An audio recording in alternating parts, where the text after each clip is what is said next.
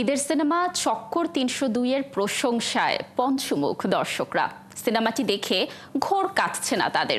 বুধবার স্টার সিনেপ্লেক্সে দর্শকের সাথে সিনেমাটি দেখেছেন মোশাররফ করিম সহ সিনেমাটির কলাকুশলীরা।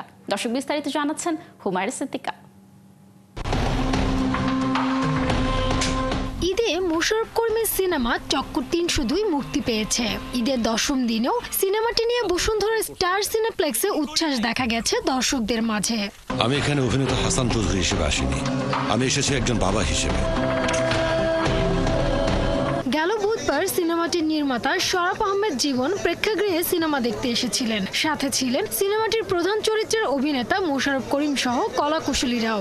ভালো ভালো কথা বলছেন এবং তাতে আমি অনুপ্রাণিত হয়ে আমিও কথা বলছি, আমার কথা বলতে হচ্ছে এবং এখনও দেখেন বাধ্য করছেন, আপনারা কিন্তু কোনো কথা আমাকেই কোশ্চেন করছেন, সো আমাকে বলতে হচ্ছে। তো আমার এই সিনেমাটা আমি নিজে দেখে যখন আমার যে কোনো কাজ আমার নিজের যখন ভালো লাগে, তখন আমার মনে হয় কি যে এখন আমার অধিকার আছে এটা নিয়ে বলার যে আমার ভালো লেগেছে, আপনারা দেখেন।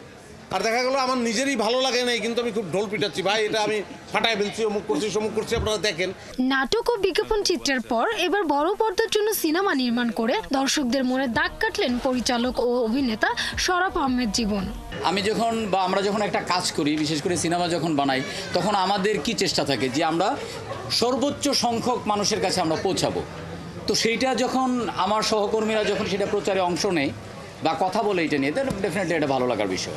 অবশ্যই অনুপ্রেরণা দিচ্ছে, তাই না? বরং টিকিট যদি বিক্রি না হতো তাহলে তো আমরা আরও ফ্রাস্ট্রেটেড হয়ে যেতাম, তাহলে পরের কাজের জন্য বা এটার যে পার্ট 2 এর জন্য হয়তো আমরা চিন্তা করতাম না। চক্কর ৩০২ সিনেমায় আরও অভিনয় করেছেন মৌসুমী নাগ, ইন্তেখাব দিনার, রওনক হাসান, তারিন জাহানের পাশাপাশি নবাগত কয়েকজন অভিনয় শিল্পীও।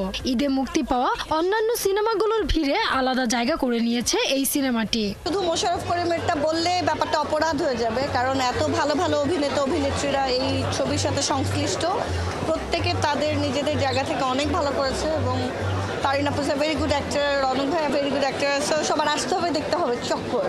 এরকম মুভি দেখা যায় না। মোশাররফ করিম এক্সিলেন্ট অভিনয় করছে, আর শরাফ আহমেদ জীবন ভাই উনি জাস্ট অসাধারণ স্ক্রিন প্লে, ডায়লগ এবং মুভির যে ট্রানজিশনগুলো আপ অ্যান্ড ডাউন সবই খুব ভালো লেগেছে। আমার মনে পুরোই পয়সা উসুল, কারণ ভালো ছিল, অনেক টুইস্ট ছিল। আসলে এত টুইস্ট আশা করিনি আমি, এবং প্রত্যেকে তার জায়গা থেকে ভালো কাজ করেছে।